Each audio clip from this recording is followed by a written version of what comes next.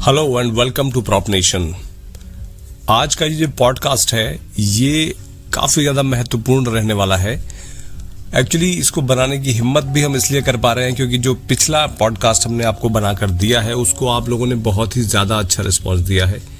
उस प्यार के लिए आपका अनेक अनेक धन्यवाद। इसी तरह से यदि आप प्रॉप नेशन के पॉडकास्ट को एटलीस्ट सपोर्ट करते रहेंगे तो आपको इस तरीके का कंटेंट यहाँ से मिलता रहेगा। आपको उसके लिए बोलना भी नहीं पड़ेगा, वो रेगुलरली आपको मिलेगा। तो आज का जो ये टॉपिक है 8 चीज़ें जो आपको अपने दिमाग में एकदम रजिस्टर कर लेनी है यदि आप प्रॉपर्टी परचेज के लिए मार्केट में निकल रहे हैं, निकल चुके हैं या निकलने वाले हैं। सबसे पहली जो चीज़ है वो जिस भी स्टेट में आप रहते हैं वहाँ की रेरा की वेबसाइट आपको अपने पास में बुक मार्क करके रखनी है। जिस भी प्रोजेक्ट पर आप जाते हैं वहाँ का रेरा नंबर लीजिए, रेरा की वेबसाइट पर जाइए और उसको थॉरली स्टडी कीजिए कि कितने फ्लोर तक ये बिल्डिंग बनने वाली है, आसपास में क्या चीज़ें हैं, क्या क्या एनओसीज अप्रूवल्स इनके पास में हैं। वो सारी चीज़ें आपको रेरा की वेबसाइट पे मिल जाती हैं। वो आपको एम्पावर करने के लिए ही बनाई गई एक वेबसाइट है, आप ही के लिए एक सुविधा बनाई गई है। अगर आप ही उसको प्रयोग नहीं करेंगे तो फिर कौन करेगा।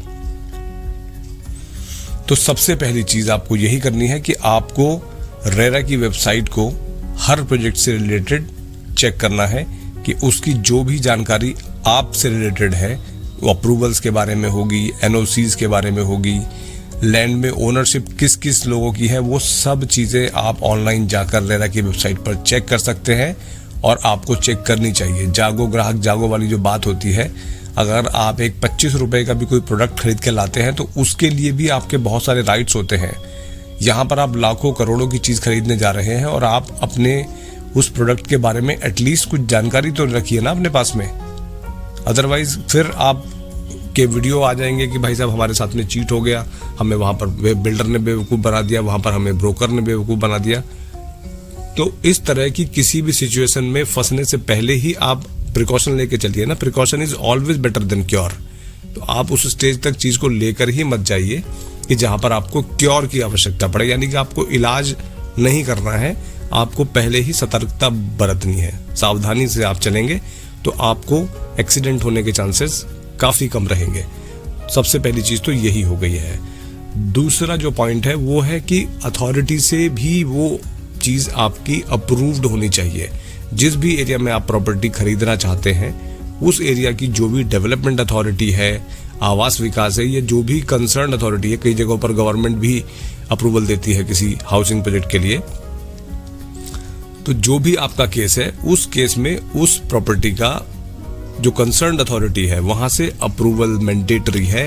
यदि वो प्रॉपर्टी किसी अथॉरिटी से, किसी गवर्नमेंट से, किसी विकास परिषद से अप्रूव्ड नहीं है तो आप यकीन मानिए आज नहीं तो कल, कल नहीं तो परसों आपके ऊपर तलवार लटकी ही रहेगी। आप पर कब गिर जाए भगवान जानते हैं। तो ऐसा कोई काम आप मत कीजिए। खुद को थोड़ा सा जागरूक बनाइए। चीज़ों का ध्यान रख के यदि आप चलेंगे तो आपको समस्याएं नहीं आएंगी। थर्ड पॉइंट आपको देखना है कि वहाँ पर जो बैंक लोन दे रहे हैं वो कौन से बैंक हैं। क्या वो NBFCs ही सिर्फ लोन दे रही हैं या कुछ वहाँ पर गवर्नमेंट के बैंक्स भी हैं या कुछ रेप्यूटेड प्राइवेट बैंक्स भी हैं कि नहीं है। ये सब चीज़ें आपको चेक करनी है अपने लेवल पर।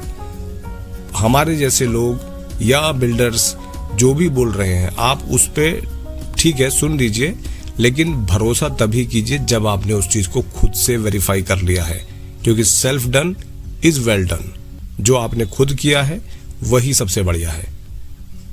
तो आपको मतलब आप थोड़ा पेन तो आपको होगा। आप ये मत सोचिए कि प्रॉपर्टी आप खरीद रहे हैं तो पेन कोई और ले लेगा, ऐसा नहीं हो सकता है। अब जो नेक्स्ट पॉइंट है वो है जो आपको ब्रोशर्स मिलते हैं ना साइट पर। जब भी आप किसी प्रोजेक्ट के सेल्स ऑफिस में जाते हैं तो आपको वहाँ पर ब्रोशर्स दिए जाते हैं जो उस प्रोजेक्ट से रिलेटेड होता है। तो ब्रोशर्स भी एक बहुत अच्छा टूल है किसी प्रोजेक्ट को जज करने के लिए। आपको उसका साइट प्लान अच्छे से समझना है, उसके फ्लोर प्लान्स अलग अच्छे से समझने हैं, जो पूरा क्लस्टर है, कितनी लिफ्टें वहाँ पर आ रही हैं, कहाँ पर स्टेयरकेस है, आपका दरवाज़ा किस तरफ खुल रहा है, आपकी बैल्कनी किस तरफ खुल रही है, ये सारी चीज़ें आपको विजुअलाइज करनी है। वहाँ पर डायरेक्शंस भी लिखी होती है, यानी कि उत्तर किस तरफ है, पूरब किस तरफ है, वो सब चीज़ें वहाँ पर क्लियरली मेंशन्ड होती हैं। तो यदि आप वास्तु में भी बिलीव करते हैं तो तब भी आपको वो सब चीज़ें देखनी है। पता लगा कई लोग बोलते हैं कि बैल्कनी जो है वो साउथ ईस्ट में ओपन हो रखी है, तो वो जो फ्लैट है वो साउथ ईस्ट फेसिंग हो गया, जबकि एक्चुअल में यदि आप उसको देखेंगे टेक्निकली, यदि आप किसी वास्तु वाले से पूछेंगे तो वास्तु जज करने का जो तरीका है वो उसकी बैल्कनी से नहीं है। ये आप किसी वास्तु वाले से पता भी कर सकते हैं यदि आपको हमारी इस बात पे बिलीव ना हो।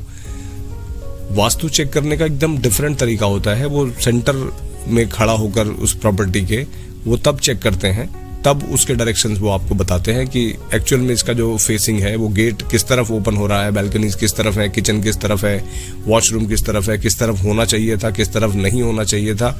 वो सारे फैक्टर्स आप यूनिट प्लान्स और साइट प्लान देखकर बिना बने भी अंडर कंस्ट्रक्शन में भी जज कर सकते हैं। तो आपको ब्रोशर को भी बहुत डीपली, बहुत थॉरोली चेक करना है।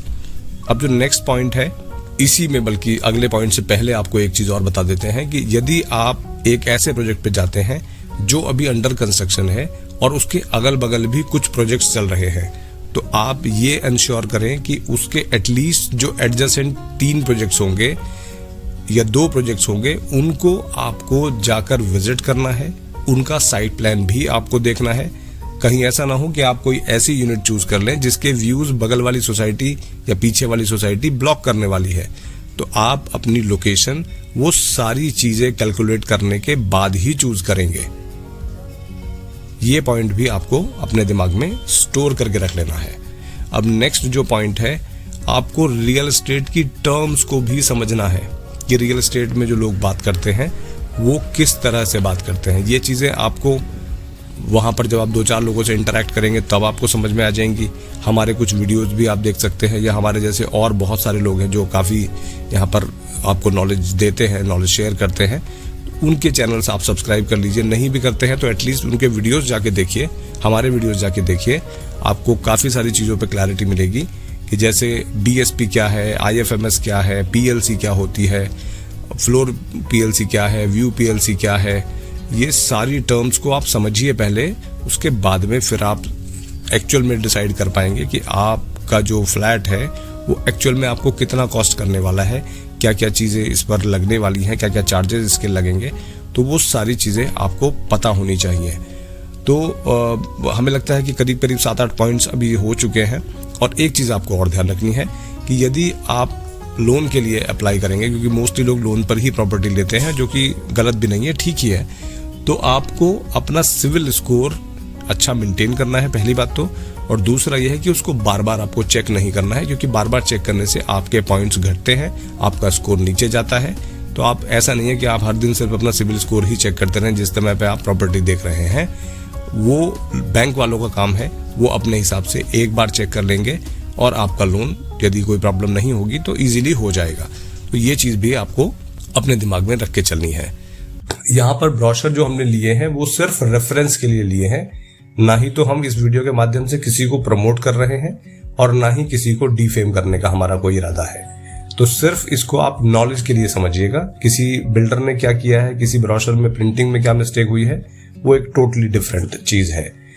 तो जो लोकेशन मैप होता है, यानी कि जहां पर कनेक्टिविटी आपको बताई गई होती है, सबसे ज्यादा फनी पार्ट जो है किसी ब्रोशर का, वो यहीं पर आपको देखने को मिलेगा। अब जैसे यहाँ पर लिखा हुआ है एलिवेटेड रोड द्वारा दिल्ली से राजनगर एक्सटेंशन की जो डिस्टेंस है वो 7 मिनट्स है।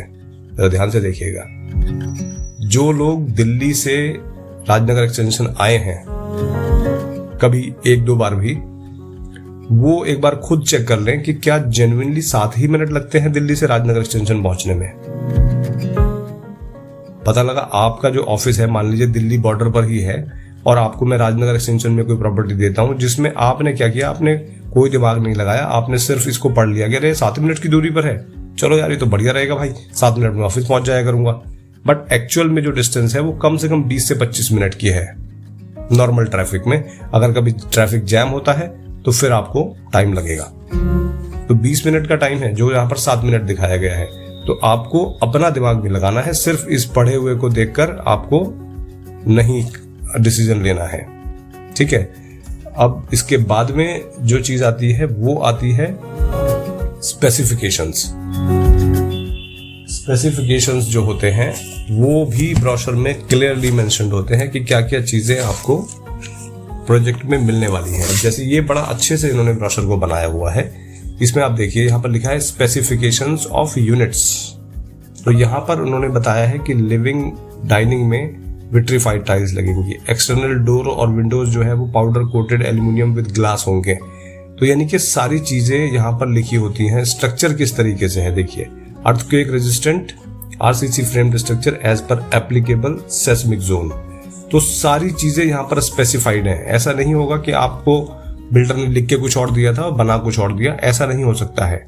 ठीक है ना, तो वो सारी चीजें आपको देखनी है कि आपको जो यूनिट मिलेगी उसमें क्या क्या चीजें आपको लग के मिलने वाली हैं। क्योंकि अगर आप एक गाड़ी खरीदने भी जाते हैं तो वहां पर भी आप उसके स्पेसिफिकेशंस पे टेढ़ी नजर रखते हैं कि भाई इसमें कितने एनएम का टॉर्क मुझे मिलने वाला है, कितनी सीसी की ये गाड़ी है और क्या ये माइलेज देगी। वो सारी चीजें आप देखते हैं ना, वो सारी चीजें वहां पर ब्रोशर में, गाड़ी के ब्रोशर में भी स्पेसिफाइड होती हैं। तो इसी तरह से आपको यहाँ पर भी सारी चीजें स्पेसिफाई करके दी जाती हैं। आपको उन सबको अच्छे से देखना है, पढ़ना है और एक कॉपी अपने पास में उसकी रखनी है फॉर फ्यूचर रेफरेंस। कल को अगर कोई चेंज इसमें आता है तो आप एटलीस्ट कुछ कह तो सकते हैं कि भाई आपने तो ये लिख कर दिया था हमें, अब ये चेंज कैसे। तो आप अपनी आपत्ति दर्ज तो कर सकते हैं ना कम से कम। तो ये चीज आपको जरूर करनी है।